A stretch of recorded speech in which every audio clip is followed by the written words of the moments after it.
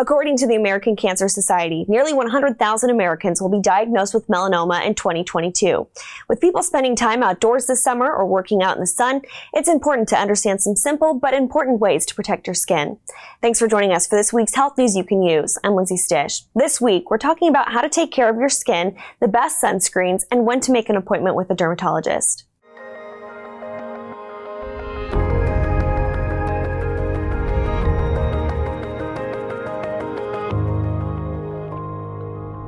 With me today is Dr. Meggan Newland. She's the medical director of St. Luke's Dermatology Specialist. Thank you so much for joining us.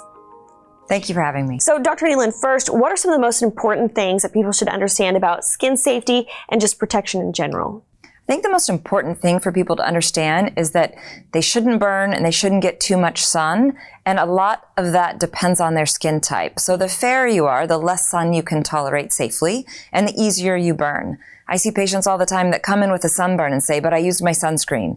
The sunscreen isn't as important as not burning.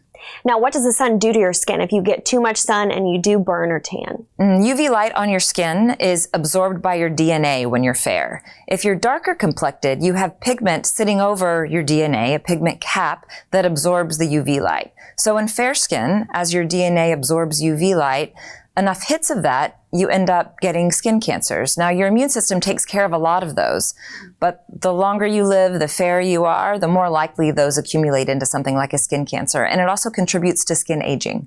Okay. Now, how do sunscreens help protect your skin from UV rays that can damage the DNA? Well, first of all, sunscreen works by forming a complete layer. So if you're going to get a sunscreen and put it on too thin, it doesn't really work. You have to have a complete layer. And there are two ways that it works. There's chemical sunscreens and physical, or you hear them called mineral sunscreens. Those are the same thing. So chemical sunscreens will absorb UV light and convert it into heat. So when you hear people say they feel warm when they put sunscreen on, it's because of that heat. And then the physical or mineral blocks are preferred because they reflect light. Now, should you use a daily sunscreen, or should we only worry about it when we're going to be spending a lot of time outside?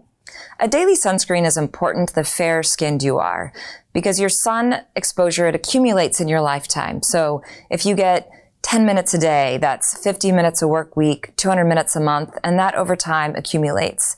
And sitting in the car counts as that 10 minutes. The UV protection on your front windshield is regulated. The side isn't. And so we see more skin cancer on the left side of the face in the United States. It's more on the right in the UK. Now, what should people look for when they're picking out a sunscreen? The most important thing is picking out a sunscreen that you will wear. If you're going to put it on your face and neck every day, it's got to be the right consistency. So if you're oilier skinned, a lighter sunscreen, and if you're dry, a thicker sunscreen. And then next you want to look for something that's at least a 30.